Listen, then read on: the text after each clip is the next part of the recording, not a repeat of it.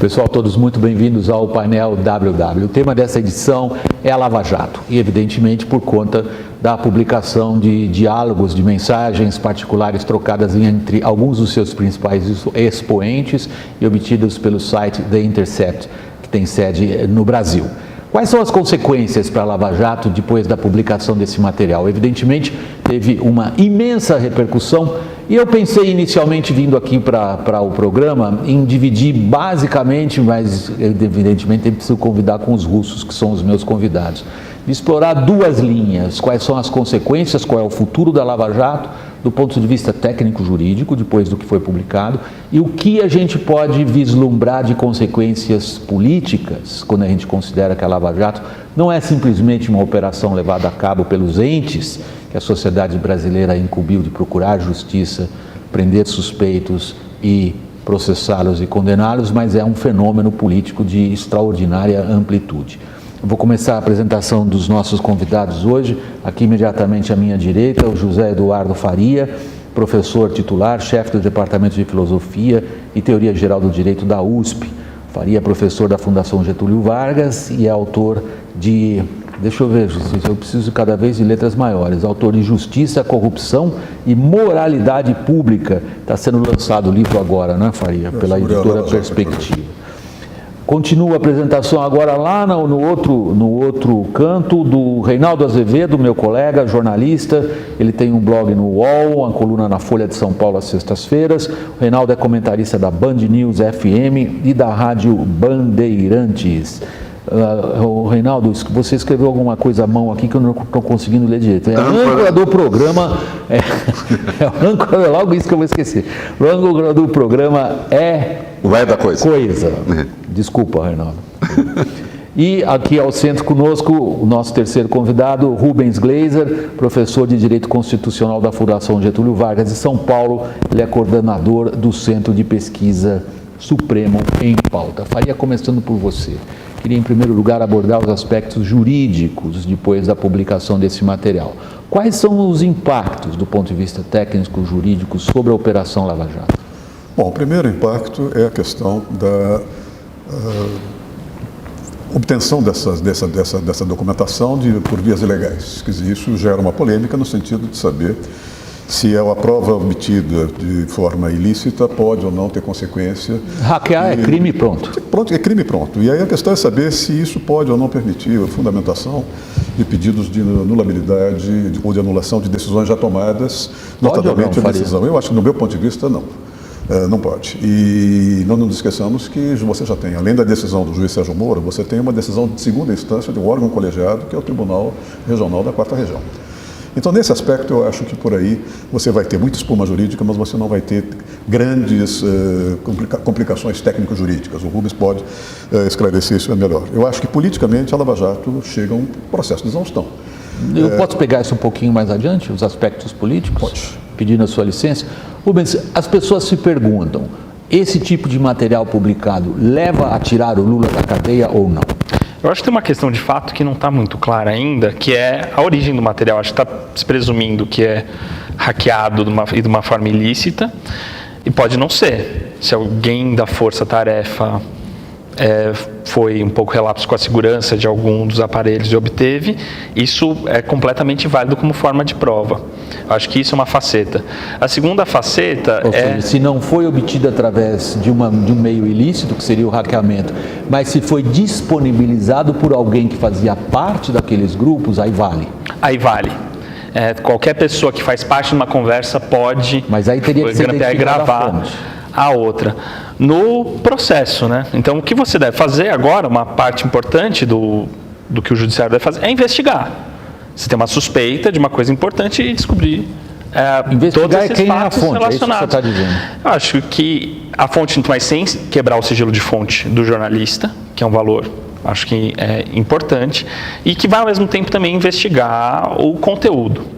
Então, eu acho que essas coisas vão estar associadas de alguma maneira. Então, você tem uma questão de fato a ser descoberta: qual é a origem, se é lícita ou ilícita, e que das duas formas vai ter um debate sobre como ela pode implicar. E a possível implicação é a nulidade de atos decisórios tomados em desfavor do réu.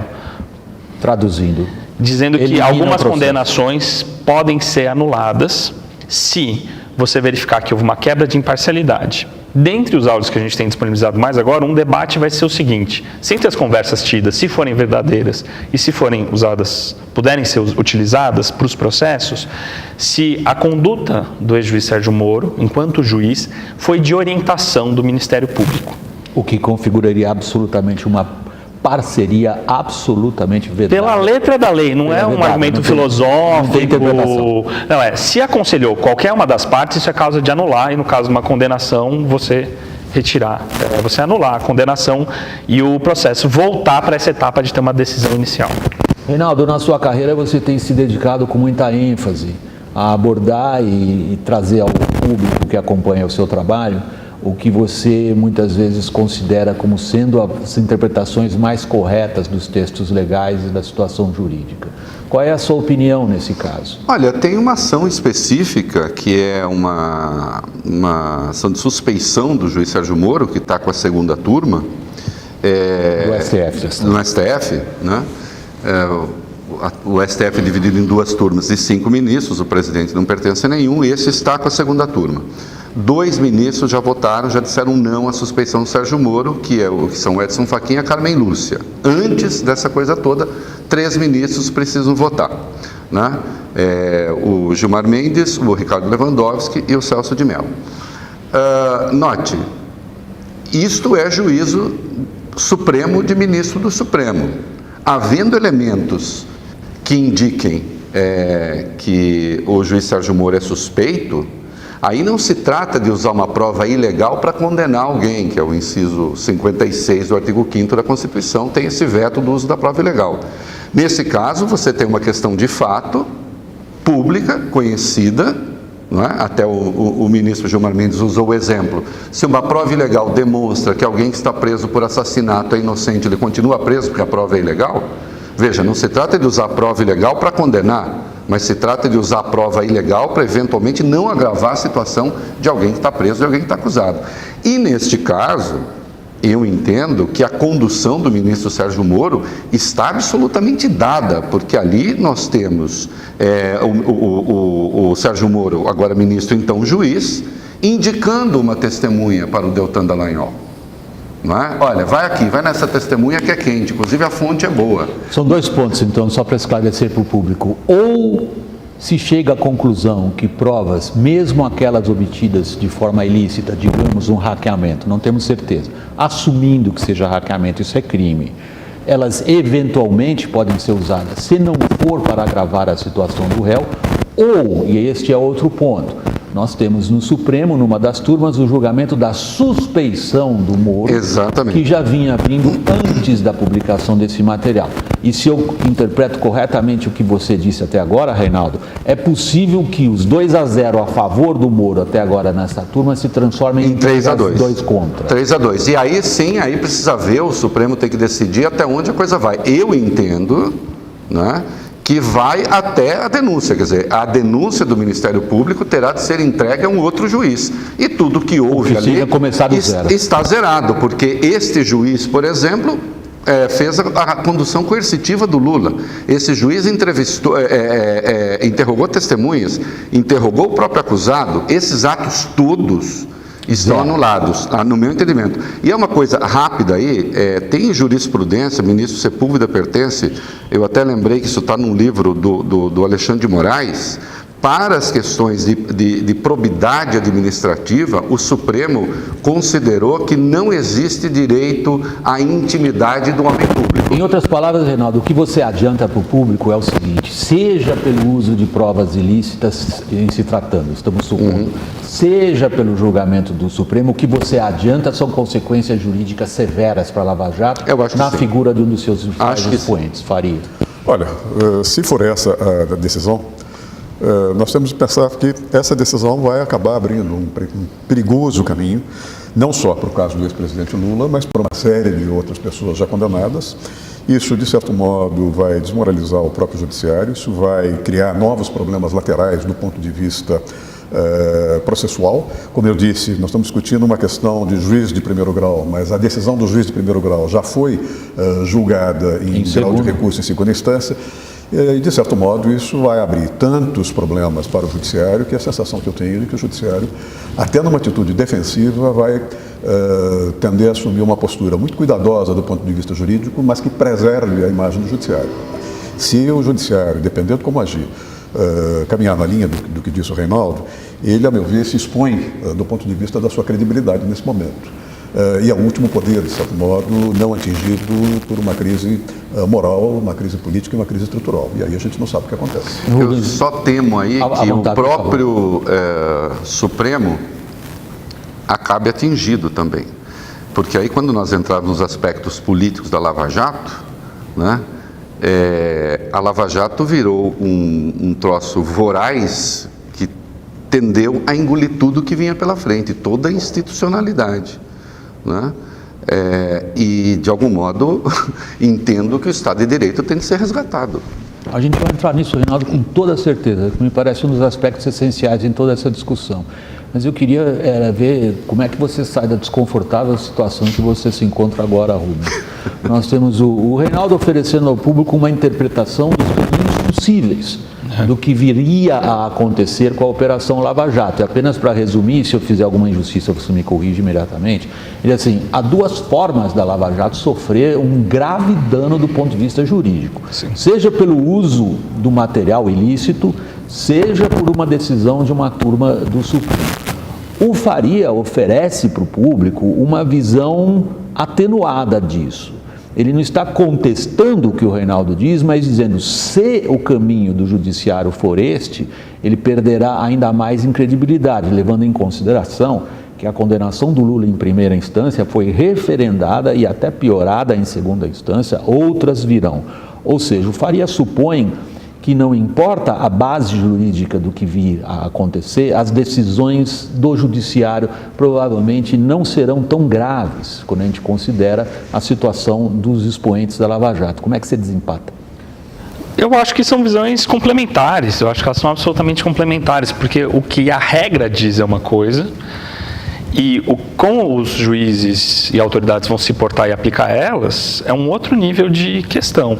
Acho que nós estamos cansados de ver isso. Então, assim, existe dúvida alguma de que o Código de Processo Penal diz que tem que ser anulado o aconselhamento dos atos, dos processos nos quais o juiz aconselhou qualquer uma das partes? Acho que qualquer pessoa que entrar de boa fé nesse debate vai aceitar que sim. Como que os juízes, o Supremo, vai decidir? Ele tem uma série de artifícios para julgar para os dois lados, ou até para evitar dar uma decisão. Os ministros controlam o tempo da decisão. Alguém pode pedir vista, isso tem um custo político nessa história toda. E os ministros frequentemente fazem isso com um olho na decisão, nas normas jurídicas, e um olho na sua autoridade.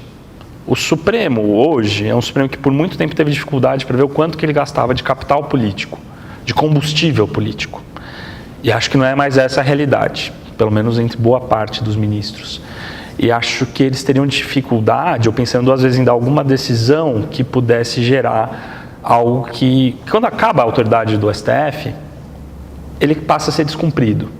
Então, qualquer passo numa decisão dessa pode ser um pouco fatal para a sua autoridade, eles podem simplesmente optar por não tomar decisões agora e sentir onde está o vento da opinião pública. Vocês vão queimar todo o resto de capital político que eles têm, ou não, para tomar uma decisão como essa, para além das suas convicções.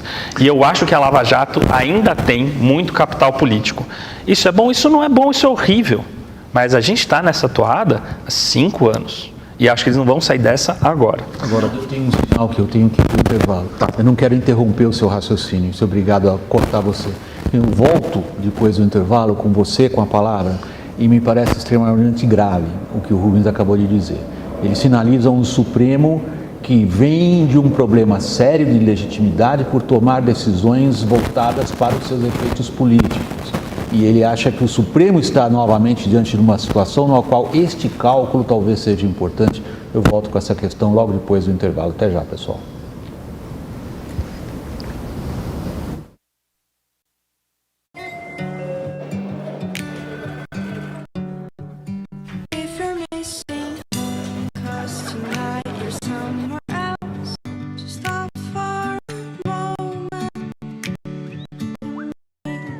If you're viu, pai? Claro que ela viu. TV ao vivo para todos os destinos. Às vezes, é tudo o que você precisa para se preparar para uma reunião importante. Nova Gol, novos tempos no ar.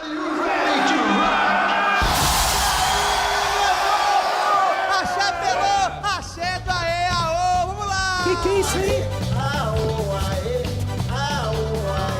Quando você está no lugar errado, as coisas não funcionam como deveriam. Na saúde, é igual. Ir a um pronto-socorro por um motivo simples não é o melhor, mas na Amil você tem alternativa. Pelo telefone do Amil Ligue Saúde, você tem a orientação certa. Amil, cuidado certo para você viver o seu melhor. De volta do intervalo, vamos direto ao assunto, Reinaldo. Quero dar o máximo tempo a vocês. O Supremo está de novo diante de uma grave decisão política. Está, e eu espero que tome uma decisão técnica e no que diz respeito ao Lula, eu não vejo caminho que não seja nulidade do processo. Agora, note, por enquanto o que nós temos diz respeito ao Lula. Não é? Então, eu não sei que material do Intercept Brasil tem. Não é? Então, eu vi aí, o próprio Ciro Gomes disse, não, mas agora tem o Cunha, agora tem não sei quem quiser, vamos anular a Lava Jato? Não, nós estamos falando de uma questão em particular. O que veio à luz até agora indica uma condução do Sérgio Moro do processo que diz respeito ao Lula. Houve condução em todos os demais processos? A Intercept tem material que indique este sentido? Agora, uma coisa é certa, nós também estamos entre o triunfo do Supremo e o Supremo se comportar então como Supremo, ou então o Supremo ser subordinado da Lava Jato, que é o que vinha mais ou menos sendo desde que a Lava Jato, de algum modo, se transformou num imperativo categórico, né? Então, eu me lembro, o Supremo não podia tomar decisão nenhuma sem que alguém dissesse, isso é contra a Lava Jato, tudo é contra a Lava Jato. Não é? Agora, se a nulidade está caracterizada, está... Tá, tudo bem, mas o Rubens levantou um ponto importante, que é o da própria autoridade do Supremo em função das decisões que vier a tomar especificamente nesse caso. É uma batata quentíssima. Mas a autoridade do Supremo não está arranhada se diante de um caso caracterizado de nulidade, ele também não declara nulidade? Eu acho que tem um precedente importante. Não é a primeira vez que o Supremo enfrenta uma situação como essa. Claro, o Supremo é uma instituição, a instituição tem uma continuidade histórica, mas os seus membros vão mudando. Mais ou menos na altura de 1966, 64, 65, 1966, portanto, o tempo da ditadura, mas a ditadura na gestão do Castelo era mais branda do que na gestão do Costa e Silva, e houve uma forte pressão para que o Supremo agisse politicamente e deixasse de lado o direito, e o Supremo conseguiu preservar-se. Nesse momento, o que você vai ter é uma série de negociações políticas para a sobrevivência do Supremo. Isso que está acontecendo no caso do Lula de um lado, Sérgio Moro de outro lado, aconteceu em julgamentos importantes envolvendo, por exemplo, o governador Mauro Borges, em que ministros do Supremo, no tempo da cassação de processo contra o Mauro Borges, acertaram uma decisão com o Arnold Wald, que era o advogado dele, e não havia internet. Quer dizer, me lembro que na hora de entrar o julgamento, começar o julgamento, os livros mostram isso, para que o Supremo caminhasse nessa decisão à direita ou nessa decisão à esquerda, ela precisa de um acordo com o advogado, com o seu cliente. E o Arnold Wald levanta o dedo, faz assim um sinal para baixo, que era o sinal de como é que a corte iria julgar. E o segundo caso é um caso do mesmo período, que são os diários do ministro Aliomar Baleiro, que foi político e enfrentou, naquele momento de pressão em que o Costa e Silva emparedava o Castelo, eles, nos julgamentos, fizeram uma série de conversas de acertos, e isso está nos diários dele. Esses diários são objeto hoje de um estudo de um professor da Universidade de São Paulo, Rafael Maffei, escreveu uma tese de livre docência mostrando como é que o Supremo age quando acuado. E aí ele vai buscar exatamente os diálogos que o ministro Aliomar Baleiro tinha com os demais ministros. Rubens, a pergunta que eu vou fazer pode parecer capciosa, mas não é. Ela é o que eu acho que está muito na cabeça das pessoas que estão nos acompanhando. Quer dizer, quando vocês descrevem a situação do ponto de vista inicialmente no programa técnico-jurídica, vocês três chegam a um ponto em comum, que é uma difícil decisão para o Supremo. Você, logo ao final do segmento anterior, antes de eu ter passado agora no início desse bloco a palavra ao Reinaldo, você disse: o Supremo tem que tomar uma decisão que vai implicar algo em termos de autoridade. Qual seria, na sua opinião, a decisão correta? Eu acho que tem uma questão que passa pela opinião das pessoas, e eu acho que muitas pessoas estão em apoio à Lava Jato e revoltadas um pouco com isso, não conseguem, especialmente quem é de fora do direito, não entender por que tanto rebuliço, por que tanta agitação, como disse o ministro Barroso. Sim, até isso também. Está bem na cabeça das pessoas. Porque ele conversou sendo que está comprovado que aconteceu. E por quê, né? Eu acho que quem oferece talvez um ponto de vista para isso, para ver se é justo ou não manter a condenação, tem um teórico da justiça chamado John Rawls. E ele fala, quando você se depara com uma situação... Repita o nome. Chama John Rawls. John Rawls. Ele tem um livro chamado Uma Teoria da Justiça. E ele propõe um teste. Ele fala, quando a gente vai fazer esses juízos, às vezes a gente está numa situação muito acalorada e a gente toma decisões que parecem estão ligadas ao nosso interesse do momento. Isso não é um bom meio de fazer uma avaliação do que é justo ou injusto, e do que é certo e do que é errado. Então ele supõe que você tem que se afastar um pouco da situação.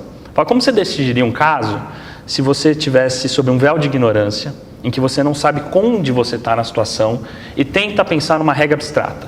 Então assim, se você não soubesse, qual é a sua família, a sua classe social, qual é o seu país, etc. Seus familiares, seus amigos, como eles se comportam? Ninguém. Estado de guerra, quem é a autoridade, você não sabe nada disso. Você iria aderir a uma regra, seria concordar que a regra é que uma pessoa possivelmente fosse culpada, fosse condenada, mesmo se um caso não tivesse bem provado judicialmente, você iria endossar uma condenação de um caso, ainda que a pessoa fosse culpada, ou possivelmente culpada, se o juiz não foi imparcial? Você aceitaria a regra de que o juiz aconselhasse o promotor, mas nunca o advogado de um caso? Acho que esse que é um modo adequado de abordar a questão, que leva a gente ao seguinte: agora a gente está num momento de polarização, e esse é um caso que tende a acentuar a polarização entre ou uma forma de petismo, ou antipetismo, ou um lavajatismo, ou um lulismo, ou algo assim. Mas a ideia é, ou a gente continua nessa, ou a gente tem um compromisso com regras, com a institucionalidade. Não me importa muito qual é a decisão do Supremo, desde que ele saia de fazer o jogo da opinião pública e ele faça o jogo das regras. Então, como que ele vai decidir daqui para frente para todos os casos sobre prova ilícita, sobre nulidade de prisão, etc, etc. E ele nunca faz isso, e é por isso que ele não tem autoridade. O Rubens, eu tenho que agradecer porque você jogou a discussão agora na questão política, que desde o começo do programa eu tinha prometido. Nós íamos tentar ver um pouco dos aspectos jurídicos técnicos envolvidos no noticiário, no que aconteceu, e imediatamente nos dedicar depois à questão política. Ela está no teu colo agora, Reinaldo. O que ele sugere, como linha de raciocínio, é crucial. É capaz o Supremo, neste momento dos acontecimentos, de tomar o que ele recomenda como especialista ao Supremo que o faça, que é uma decisão de acordo a princípios e regras, ou impera o que a mim, William, jornalista, repórter, me parece que prevalece neste momento? As pessoas, contanto que seja para combater a corrupção, não estão interessadas em princípios. Eu acho que sim, essa metafísica influente está aí, mas agora é a hora do Supremo, é agora ou nunca. Ou o Supremo recupera a sua prerrogativa de julgar segundo a lei, julgar segundo a Constituição, julgar segundo os códigos, ou então continua caudatário da Lava Jato, como foi até agora. Diálogos virão a público, tudo indica, apontando que nós temos também ministros do Supremo que se colocam como uma espécie de funcionários da Lava Jato. Então a Lava Jato, como um ente, tomou conta de todas as instituições do país, incluindo uma instituição que é de natureza pública, porém não estatal, que é a imprensa, né? Que se fez em grande parte também ali público, ou mais do que isso, plateia para aplaudir ilegalidades da Lava Jato. Quando eu, sem espaço para demagogia pessoal, porque será curto, quando eu me lancei contra a Lava Jato não, mas contra procedimentos da Lava Jato, logo no 3º ou 4º mês da operação, o que eu vi ali, por exemplo, prisão preventiva, que passava longe do artigo 312 do Código de Processo Penal, que estabelece os requisitos para prisão preventiva, não é? E não só, não é? Então, ao arrepio da lei, ao arrepio das instituições, ao arrepio dos códigos conhecidos, a Lava Jato passou a atuar porque ela tinha um valor maior, que é combater a corrupção. Eu tenho feito a seguinte pergunta, e quem nos acompanha agora, peço que se faça também. A corrupção não é o único mal do Brasil, embora seja um mal a ser combatido duramente. Nós temos também a desigualdade no Brasil é severa, né? Nós temos as iniquidades sociais, também são severas. Eu pergunto a quem nos ouve, tudo vale a pena para combater a desigualdade? Qualquer coisa? Qualquer agressão à lei? Deixa eu colocar duas coisas aqui à consideração de vocês, Reinaldo. Você faz uma pergunta que não é meramente retórica, porque você já está respondendo do ponto de vista das suas opiniões, que você, como jornalista veterano, defende e leva adiante ao público com toda a contundência que você acha que seja necessária. O que eu quero ponderar é a realidade dos fatos políticos. E me parece, uma da qual a gente não escapa, é que a Lava Jato no Brasil, para ser corretamente compreendida por quem se dedica à análise política, que é o que nós quatro estamos fazendo aqui, ela só pode ser corretamente compreendida como um Zeitgeist, como se diria em alemão, como um espírito de uma época. Quer dizer, a adesão popular à Lava Jato é, no fundo, uma manifestação de indignação e de revolta que eu diria inéditas na história política recente brasileira. Foi se fazendo, né, ao longo do tempo. Mas é onde chegamos. Então, a pergunta é, do ponto de vista do futuro da Lava Jato, é essa situação, este Zeitgeist, este espírito de uma época, no qual a frase "não se combaterá um crime cometendo crimes" perdeu importância, porque as pessoas, imenso número de pessoas, considera acima de tudo necessário limpar a corrupção, ou o cenário político indica para a possibilidade de que princípios do Estado Democrático de Direito e do respeito ao texto da lei ganhem a importância que hoje, me parece, como observador, está em segundo plano. Eu acho que tende a ganhar, só rapidamente. A eleição foi 45-55 e a Lava Jato também estava sendo julgada ali. Vamos lá, vamos a esses aspectos políticos. Duas coisas que eu acho que são importantes. Primeiro, esse espírito, vamos dizer, moralista da Lava Jato se baseia, acima de tudo, nos princípios jurídicos e não nas regras. O direito faz uma distinção entre regra e princípio, e as regras, vamos dizer, são muito mais a mecânica do direito, enquanto os princípios são a ideologia do direito, a calibração das expectativas.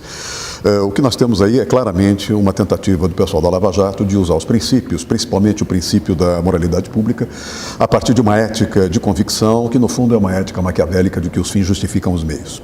Agora, a minha grande surpresa é que isso foi dito desde o início pelo ministro Sérgio Moro, num artigo que ele publicou na revista da Justiça Federal, do Conselho da Justiça Federal, há muitos anos atrás. E o que nós estamos vendo, principalmente, é essa utilização da imprensa, essa utilização, vamos dizer, essa superação do antagonismo entre o Ministério Público e o Judiciário. Sempre foram corporações que se antagonizaram. Nesse caso, elas agiram de uma maneira uniforme. Isso aconteceu com a Operação Mãos Limpas. E a Operação Mãos Limpas teve uma trajetória em que ela chega ao topo e depois ela vai caindo, ou seja, ela também vai se desgastando, eles vão cometendo os erros, vão ultrapassando os limites da lei. Exatamente o que aconteceu com a Itália.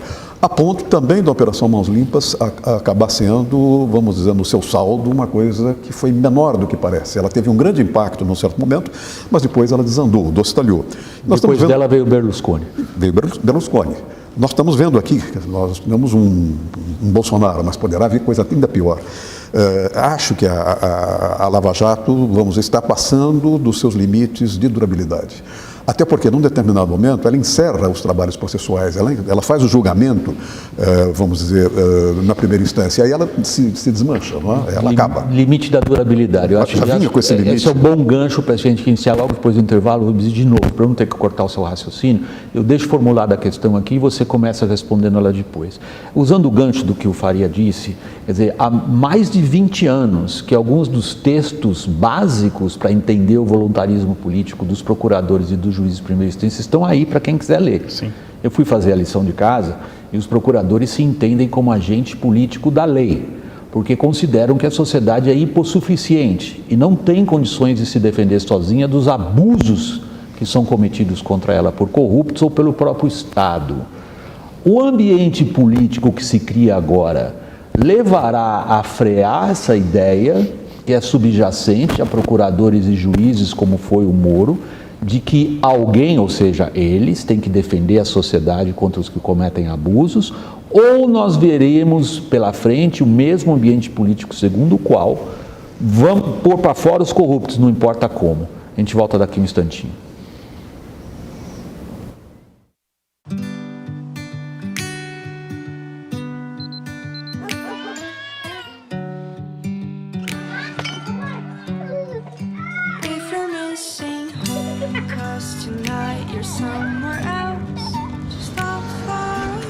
Boa sorte. Mais conforto em todos os voos. Às vezes, é tudo o que você precisa antes de fechar o negócio. Nova Gol. Novos tempos no ar.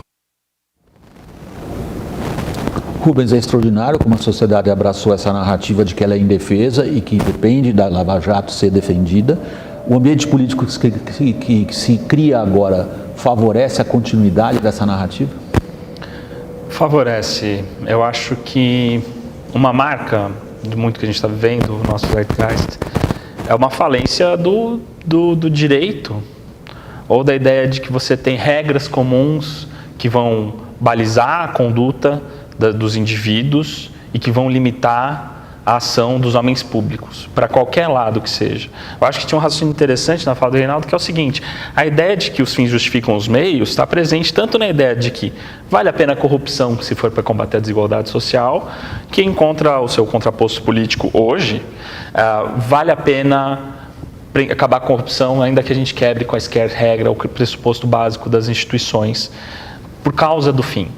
E eu acho que numa dessas duas caixinhas a gente vai encontrar a vasta maioria da população, e acho que nós temos uma literatura ampla dessa propensão da sociedade brasileira, uma estrutura de mando, e cada um escolhe o coronel que te agrada. Cada uma escolhe o seu herói e elege o seu demônio. Porque todo mundo quer estar do lado de quem vence, ninguém quer estar na regra, que é comum, previsível, que limita o Estado, e que é isso. Então hoje pega os corruptos, amanhã é o subversivo, sempre tem um inimigo da vez e alguém que ganha com isso. E um grupo de pessoas que ganha e as outras pessoas que se levam emocionadamente. Tem que combater a corrupção? Sim, pelo amor de Deus. Você tem um processo para isso que é no benefício de todos. Você tem institucionalizações, você tem o Lon Fuller, que foi um grande teórico para justificar o pós-guerra, o julgamento de Nuremberg, e entender o direito. Tem um livro, A Moralidade do Direito, ele fala assim: você tem dois pilares da democracia, dois mecanismos para tomar decisão: juiz imparcial e os representantes eleitos do povo que tomam decisões por maioria. São estruturantes. Passar por cima disso em nome de um fim qualquer, seja ele a nobreza que for, é não ter democracia. E eu acho que nós não temos pré-condições democráticas hoje. Esse lado que ele menciona é interessante. Nós temos uma situação paradoxal. Reinaldo, o Rubens e eu chamamos muita atenção para essa ética de convicção dos promotores e do juiz dentro de uma linha que foi classificada já como tenentismo por um sociólogo muito importante, que é o Luiz Werneck Viana. O meu receio é de que, para se combater o tenentismo, que vai exorbitando na interpretação dos princípios em detrimento das regras, é de que, para você reverter a situação, você também recorra a mecanismos autoritários que, de certo modo, não restabeleçam as regras. Esse projeto de lei que tipifica o crime de abuso de autoridade, ele claramente representa um cerceamento na discricionariedade dos juízes. Ou seja, nós corremos o risco de tentar resolver um problema aqui com um autoritarismo que vem do outro lado. Ou seja, não estou vendo uma saída que prevaleça pelas regras no curto prazo. Nós estamos com as instituições, de certo modo, numa fase de decomposição. E aí é preciso olhar bem o que vai acontecer a partir do que disse o Reinaldo. O que virá mais do ponto de vista dessas interceptações? A gente só pode fazer essa análise pelo que a gente sabe. Né? Nesse momento a situação é complicada. Desculpa, vamos lá. Nós temos de pensar também num espaço, então, de construção de institucionalidade, né? E aí nós vamos ter que chamar o Congresso para conversa. A Lava Jato como tal, esse nome fantasia tende a acabar. A Lava Jato engoliu o Ministério Público. A Lava Jato é uma seção transitória do Ministério Público. Peraí, Reinaldo, nós temos uma sucessão aí no Ministério Público crucial nesse sentido. Sim, exato. Você admite que uma sucessão, dependendo de como ela for, ela reestabelece aquilo que, por exemplo, ministros do Supremo vêm dizendo há tempos: é necessário colocar limites ao voluntarismo político dos procuradores? Sim, acho que sim, acho que isso vai estar em debate necessariamente. E atenção, acabar com a Lava Jato não é acabar com o combate à corrupção. né?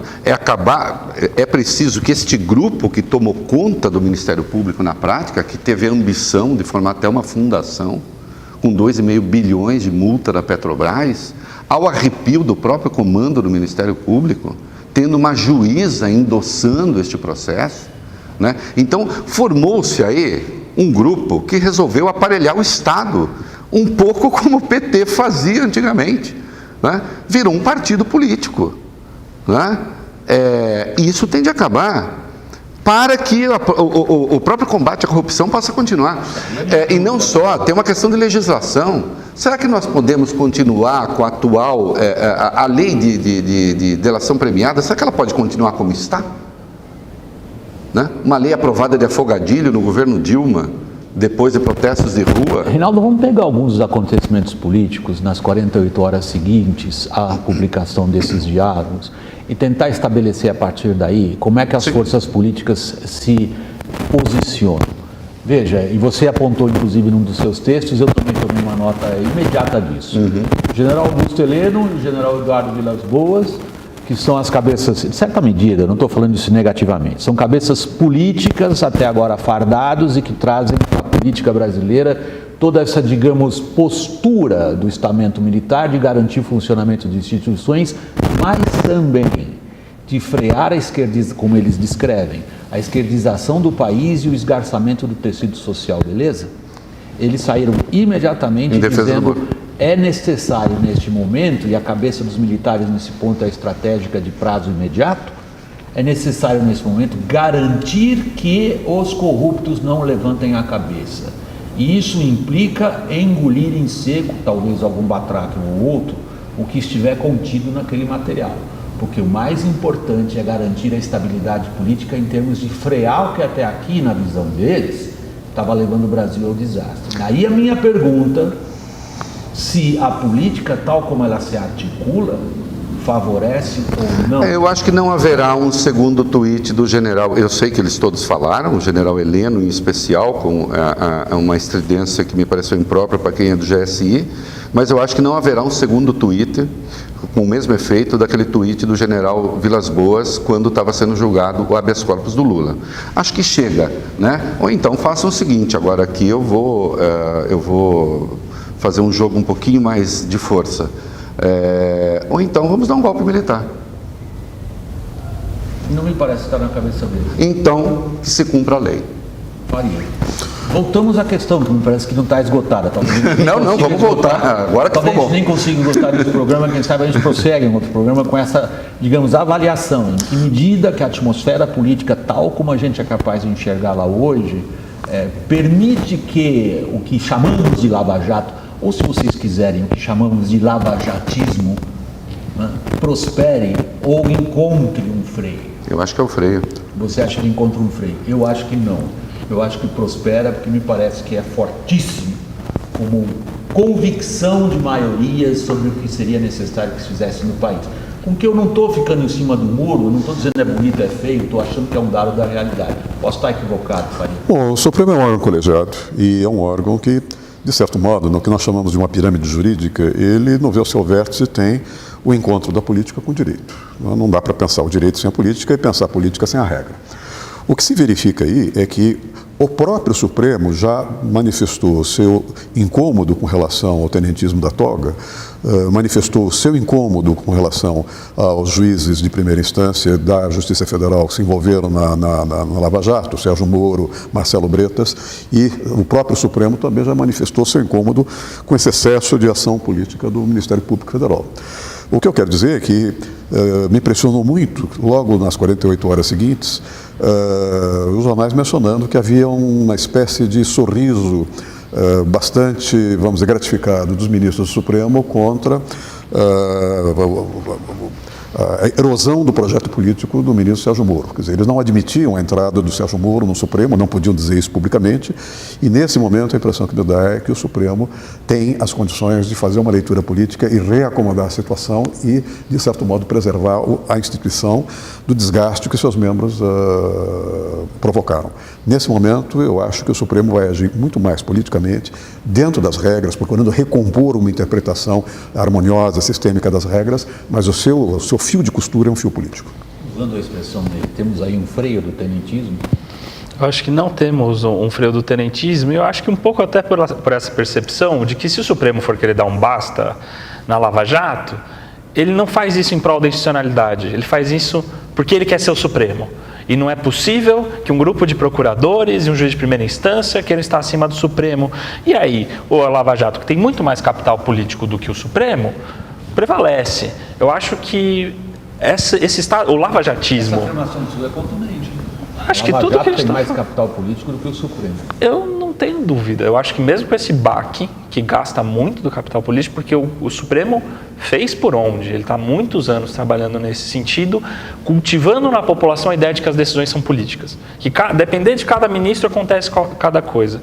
E isso casa bem, porque eu vou falar que é o seguinte, a população não vê nenhuma dessas autoridades agindo em prol da institucionalização. A regra aparece para ser cumprida quando é conveniente. E daí, quando é para o fulano, não é.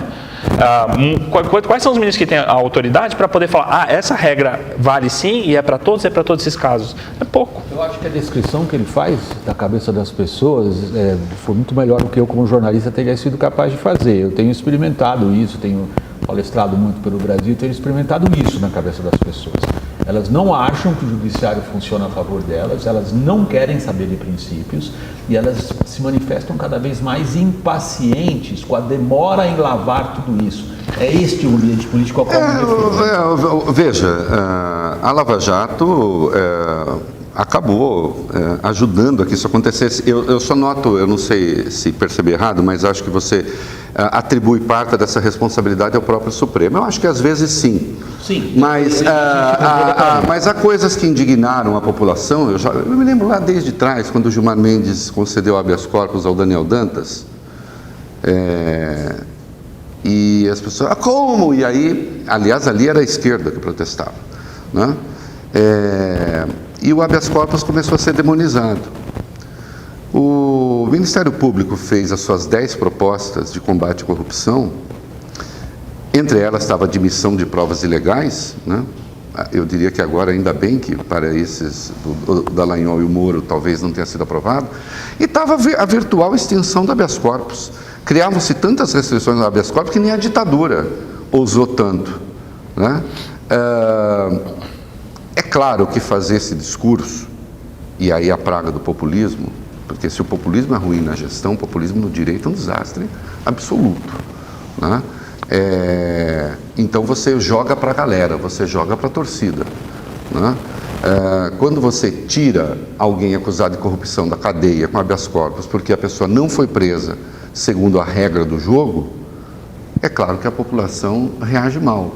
E hoje nós temos circunstâncias que não tínhamos no passado. Então, o Supremo está julgando alguma coisa e o seu Deltan Dallagnol está cornetando o Supremo no Twitter ou no Facebook, né? E é claro que a galera vai dizer assim, não, se está lá é porque é bandido. Se está porque é bandido, então tem que continuar preso. Misturou-se miseravelmente a prisão depois da condenação, depois do trânsito em julgado, com a prisão preventiva. Toma-se a prisão preventiva como se fosse prisão depois da condenação. Eu não tenho a esperança de que todos esses dados técnicos sejam plenamente compreendidos pela população, mas eu espero, aí eu estou com o texto do Madison 10 do Federalista, né, o artigo 10 do Federalista, eu preciso ter 1787, eu preciso a construção do que ele chama república, então, curiosamente opondo a democracia, que ele considera coisa negativa, é preciso que haja... Os que escreveram os federalistas não tinham noção de não, que hoje a gente tem eles chamavam... Não, a democracia para eles era outra coisa, a democracia era justamente o que nós chamamos de populismo. Mas, de qualquer modo, eles estão falando da república, que eles chamam é a nossa democracia. E eles estão dizendo o quê? É preciso que tenha o filtro, porque sem o filtro, não é? Você vai submeter tudo à praça pública o tempo inteiro e essas opiniões vão mudando e as pessoas vão querendo coisas sempre mais severas que destroem a institucionalidade. É a segunda edição do painel que aparece o texto dos federalistas e quando apareceu do Maquiavel, eu me lembrei imediatamente de um texto clássico do Isaiah Berlin sobre a originalidade do pensamento do Maquiavel, que não está exatamente todas essas lições que as pessoas sabem da prática diária da política, dos fins, dos meios, ou o que seja, mas o fato dele mostrar ao príncipe, ao governante, a impossibilidade de se conciliar o que ele quer fazer com respeito a princípios. Então, a originalidade de Maquiavel, na verdade, ela está aí.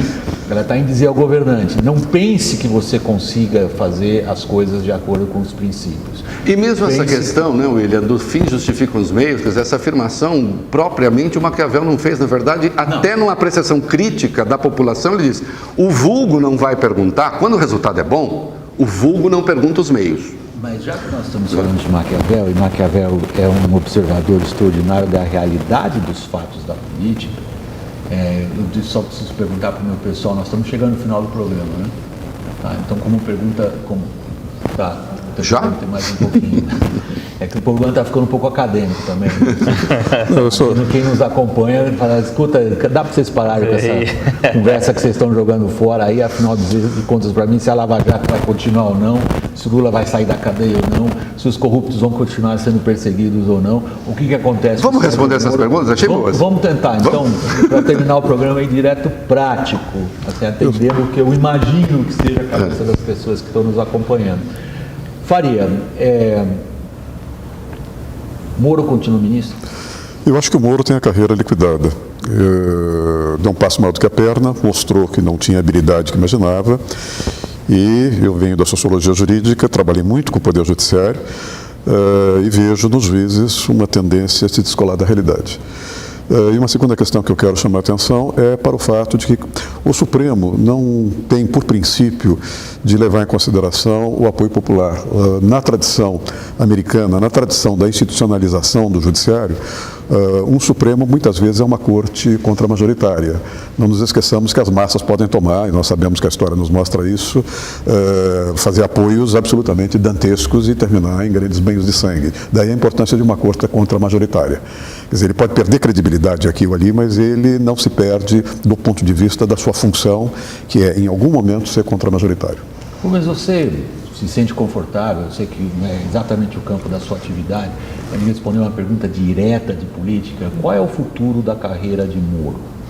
Eu acho que... É engraçado, não era, mas virou, né? Um pouco minha carreira, observar o Supremo virou, me transformou um pouco no analista político, acho que é um sinal dos tempos, né? Os economistas estão assim também, nenhum mais consegue falar de direito. Direito penal, eu acho que o prestígio do Moro, ele ainda tem bastante prestígio. Eu acho que esse evento não muda as posições que as pessoas têm de defesa ou crítica à Lava Jato, a atuação dele na Lava Jato e com uma autoridade moral no país. Eu acho que arranha e pode vir a ser severa e permitir agora o início de outros processos, como aconteceu na Itália, em que o juiz Mãos Limpas acabou caindo em desgraça ali por uma série de eventos, né? E a Itália tem sido um bom espelho para o futuro, de alguma maneira, assim. Então eu acho que não, vai depender muito dos fatos, do que vier e da habilidade. Ok, a partir do que a gente conhece aqui. Mas eu acho que para ministro do Supremo machuca muito, e ele tem essa chance aí para a presidência, depender como as coisas andarem, o que talvez explique a postura do Bolsonaro de não dar apoio imediato para alguém que é sempre ali seu companheiro, avalista e potencial rival. E se esse foi sempre o plano do Moro, talvez ele siga se mantiver inabalado no seu discurso. Reinaldo, o nome de Sérgio Moro, eu diria, talvez esteja equivocado, você me corrija, talvez seja a pessoa mais popular do Brasil hoje. É a mais popular? Ele é tido como um herói do povo. Sim, é a mais popular. Eu concluo nessa frase. Sim. Ele é tido como alguém que enfrentou os poderosos, puniu os poderosos. Ele é carregado na imaginação popular como alguém que redimiu uma população inteira da indignidade de tolerar corruptos. Quanto que disto se perde nesse episódio do qual estamos tratando? Nesse episódio se perde, não saberia quantificar, se perde um pouco, sim. Né? Ele já tinha perdido um tantinho de prestígio com as atrapalhadas feitas ali, mas pouco. Acho que vem muita coisa por aí, né? E acho que o futuro de Sérgio Moro é mudar-se para os Estados Unidos e trabalhar no combate à corrupção lá, no Departamento de Estado dos Estados Unidos. Vou pegar uma outra instituição agora, desfulanizar um pouquinho. nós temos na evolução da política brasileira nos últimos anos esse papel cada vez mais voluntarista e preponderante do Ministério Público. De que maneira esse papel se altera com o que a gente sabe até aqui, Faria? É difícil, porque o Ministério Público é uma instituição em que cada promotor tem uma área e nessa sua área ele tem uma total discricionariedade. É impossível uma procuradora-geral da República, como é o caso da atual, ou do seu sucessor ou sucessora, interferir em cada membro da corporação. Ela pode estabelecer políticas. O problema todo é exatamente essa falta de uma hierarquia funcional, o que faz com que, às vezes, o Ministério Público fuja na base ao controle da cúpula. É um desenho que já foi construído de uma forma discutível, digamos assim, em 1988. Não nos esqueçamos que até então, antes de 1988, o Ministério Público era também uma espécie de consultoria geral da União e fazia a defesa do Executivo, quer dizer, ele fundia o papel de acusar e, ao mesmo tempo, defender o Executivo. Com a separação, no desenho institucional, ele acabou, vamos dizer, ficando com uma extrema liberdade. Alguns níveis hierárquicos muito baixos ficaram com muita autoridade e isso, de certo modo, é que leva a essa tendência de politização dos promotores. E aí nós vamos perceber com uma certa clareza o número de deputados, o número de senadores que começaram a sua carreira como promotores. Por último, já que você está se sentindo à vontade no campo da análise política, se há algo que a Lava Jato ajudou muito na cabeça das pessoas a se solidificar, a se consolidar, é a ideia que a esfera da política não se deixa moralizar. Isso. Que a política ela é inerentemente no Brasil corrupta e que se os políticos forem deixados a si mesmos, eles só produzirão mais merda, desculpe a palavra, só produzirão mais merda porque eles não guardam conexão. Sim, que a maior parte das pessoas enxerga a atividade da política. Eles não guardam conexão com as necessidades do país e estão lá apenas para defender seus próprios interesses, na sua maior parte, pouco lícitos. Sim. Isto se recupera de alguma maneira ou se aprofunda? É engraçado, eu acho que eu gostaria de desenvolver um pouco essa ideia, que é um pouco esse romance que a opinião pública tem com alguma instituição e ao longo do tempo começa a ter um desconforto que é do conhecimento. O Supremo, em 2012, era o grande bastião da justiça e da democracia ali pelos idos do processo do mensalão. O contato, a popularização e a familiaridade com a instituição gerou esse distanciamento e essa ojeriza, e hoje você tem uma parcela da população que vocaliza a possibilidade ou defende fechamento do Supremo, que era inimaginável. O Ministério Público hoje está na fase do romance. E do Legislativo. E do Legislativo, que já vinha, né? E acho que já sempre desgastado no grau de confiança da população. E hoje o Ministério Público tem essa confiança, mas que ao longo do tempo as pessoas podem conhecer também as peculiaridades que o poder ilimitado, quase ilimitado, dá para os promotores no Brasil. Eu acho que tudo isso é um sintoma e daí pode cair em descrédito. Talvez o Ministério Público seja o único que possa ter uma lição do Maquiavel e de um cara chamado Stephen Holmes, que é um intelectual importante, que é o seguinte: por que nós temos uma elite política que não preza pela institucionalização? Porque nós temos uma elite política mal educada nesse sentido, que não vê a importância de limitar seus próprios poderes. Toda oportunidade que tem de usar seus poderes, usa. E é exatamente isso que o Ministério Público está fazendo também. É que hoje é com algo que a população concorda. Mas se pegasse lá o fundo de 2,5 bi e começasse a construir uma escola aqui ou uma obra ali, as pessoas iam achar ruim o uso desse poder. Então, o que acho que falta são lideranças no Legislativo, no Judiciário, no Ministério Público, no Executivo, que entendam a necessidade para uma democracia de limitar o seu poder às instituições, de não exercer-o plenamente. E não temos isso. É inacreditável. E o Ministério Público parece que ou vai aprender essa lição agora, ou vai estar fadada daqui a 5 anos, está na mira do ódio da opinião pública também. Não, sacanagem minha agora contigo, tá? Exerça o seu poder de síntese ao máximo e responda se você conseguir em uma frase. A política se recupera neste momento de tanto descrédito? Ela se recupera até porque não há alternativa de gestão que não seja a política. Então ela acaba se recuperando necessariamente. Agora, é evidente que isso não será fácil e a imprensa tem um grande papel aí. E o papel da imprensa não é ser partidária. O papel da imprensa é lembrar quais são os valores da institucionalidade e quais são as atribuições dos três poderes e quais são, embora seja muito difícil, a gente definir as atribuições do Ministério Público. E em alguma hora nós vamos ter que definir isso. Pessoal, estou chegando ao final do programa. Eu queria aqui agradecer a participação dos nossos convidados, começando pelo José Eduardo Faria, professor titular, chefe do Departamento de Filosofia e Teoria Geral do Direito da USP.